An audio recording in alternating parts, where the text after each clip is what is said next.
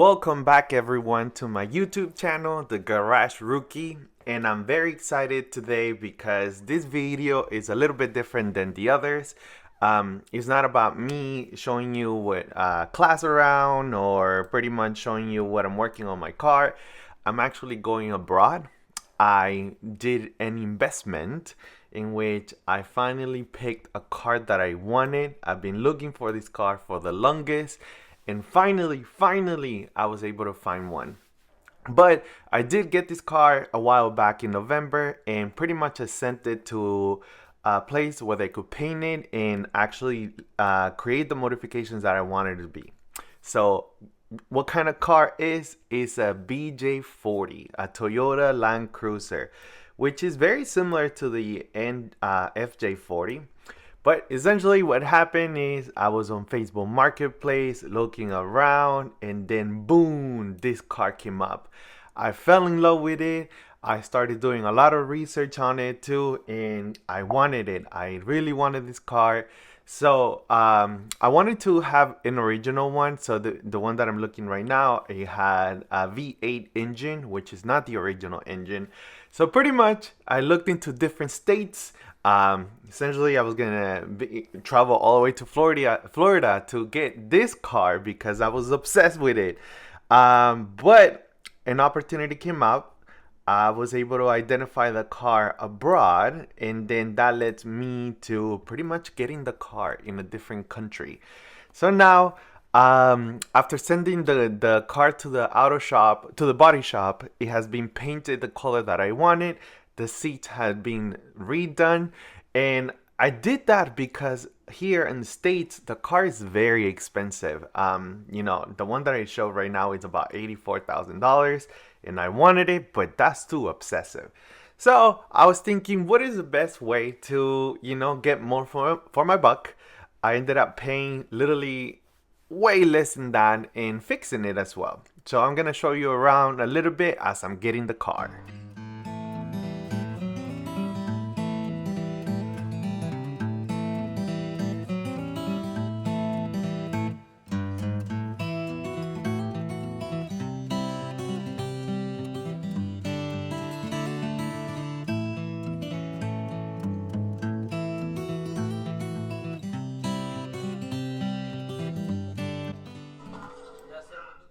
All right, so we got the car. It has been painted the color that I wanted, which is this light blue, and it's actually one of the original colors. So I really fell in love with it, and I'm not driving it right now because the battery. Wait, time out.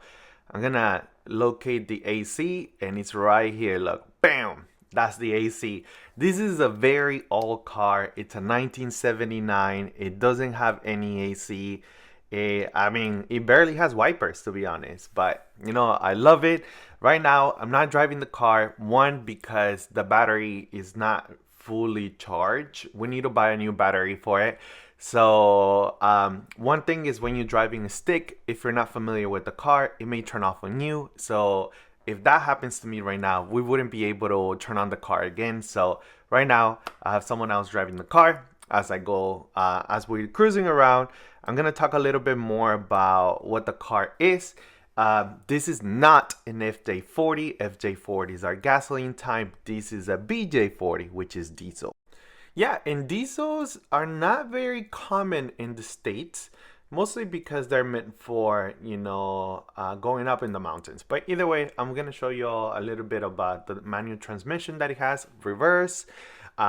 This is the first, second, third, and fourth, only 4-speed. And the other one is a transfer case, which is pretty much to engage your four-wheel drive. I still haven't used it, so I don't know how good it is, but we'll be checking it out, or testing it, I should say. But some of the features that it has in the panel don't work. Example one is the radio. That's my AC. This, I'm changing it because they don't work either. But yeah, I love the color. I love how beautiful they left it. And some of these things on the panel don't work or don't have well, this one does. Emergency lights.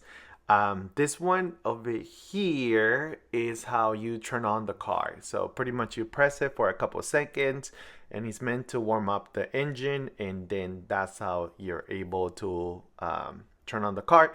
If you don't do that, then the car will not turn on. So very exciting.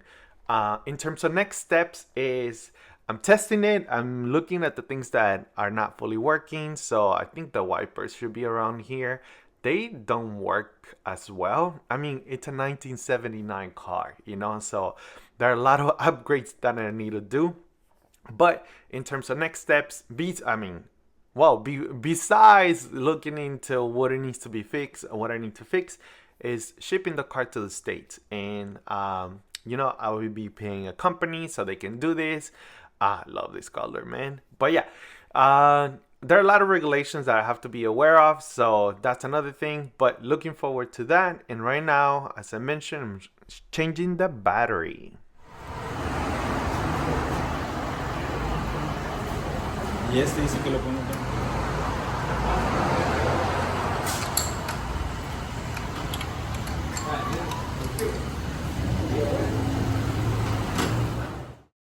We have a new battery now. It's good to go. Let me put my seatbelt first because safety is first. I haven't talked to y'all about what happened to my wallet, so later on you will see a video. So right now I'm only driving with a piece of paper that says that I have a license. I mean, it's given by the DMV, so it's a legal piece of paper. So I can technically drive this way, but I'm still waiting for my license. Let me remove this for a second. All right, so one thing that I want to talk about is that when you're driving a manual car that you may not be used to it, it might be a little bit challenging at the beginning because each car has its own what I call it, tricks, I would say. So yeah, so if the car turns off, then that's completely okay. Don't panic, just put it on gear again, put it on first and turn on the car and you're good to go. But I will be getting familiar a little bit with the car, so it's pretty cool. It drives very smooth. So it's interesting because the first time that I drove this car, I wasn't doing a really good job. It kept turning off on me, and so far, well, I just started 10 seconds ago, but I feel like I'm getting the used to it, like the hang of it. Just that I do have to replace the bushings on the car on the stick, but that's more to come as I go. But let me give you a quick history lesson between the FJ40 and the BJ40. So they're part of the Land Cruiser family. The Land Cruisers are very well known for off-roaders, but in this case, the FJ40 is one of the most beautiful ones in relation to, that's how it started. So it kind of looks like a Jeep, but it's not a Jeep. It's a gas power, smooth, and it builds for adventures. But this one though is a BJ40, and you may not have heard about it, and I talked about it a little bit at the beginning of the video, which is a diesel power, is tougher, is built to survive in the hardest conditions on the planet. And I am being dramatic, but it's true though. The diesel one gives more power to the car. It's very good with saving, in terms of fuel economy. It might be not as good for the environment, I would say, but yeah, it has a B engine, which is a series of them. This one got a 3.0, I think it's a 3B. There's other with 3.2 and so on. But it's very fun to drive. It has two sticks, as I mentioned, and one of them is the manual transmission, which is this one, and all good. The other one, I'm about to test it, but I know we had issues with the transfer case, and I'll show you all what I mean by that. But the transfer case, as I mentioned, it's like when you go off-road. So the BJ40 was very common in Japan, South America, Central America, and it's mostly because a lot of farmers were using this car to get the crops from one place to the other. I was able to find this one here, so I was amazed by it. It had a different color, and I'll show you all later on what color it was. The color was beautiful though. From the outside, the inside, there was a lot of work that needed to be done. So this is one or the main reason why I ended up repainting the entire car. I did the seats with this orange color, which I'm in love with it. It's pretty cool. You know, as I mentioned, the process, oh, I didn't mention this, but the process to get here was very long. But yeah, here we are. So right now I'm just trying to get used to the car. So I'm driving around town. The one part, it's like I personally get a little bit nervous is when, you know, it's like learning how to drive again type of thing. But when there's a lot of traffic, then I may have difficulty put it on first gear and so on. So I may get stuck. So if you see that happening, is because again, I'm getting used to the car. So, or if you have never driven a car, it has three pedals. I mean, what I mean is if you have never driven a manual car, it has three pedals. The first one where my left foot is the clutch. The middle one is the brakes. And the accelerator is the last one. So anytime you are shifting gears, you have to press the clutch and then you remove your foot from the brake and then you accelerate. But as you accelerate, you have to slowly remove the clutch. So you have to take out like this. So you have to do a quick shift. If you do it too fast, then the car will turn off. If you do it too slow, the car will turn off. So, you know, there's a way to go about it. But they're very fun to drive. And again, I'm having a blast as I go through the city on this. So the intention is to bring this car to the States and then I can go everywhere. I want to go visit multiple national parks on this car and just have fun.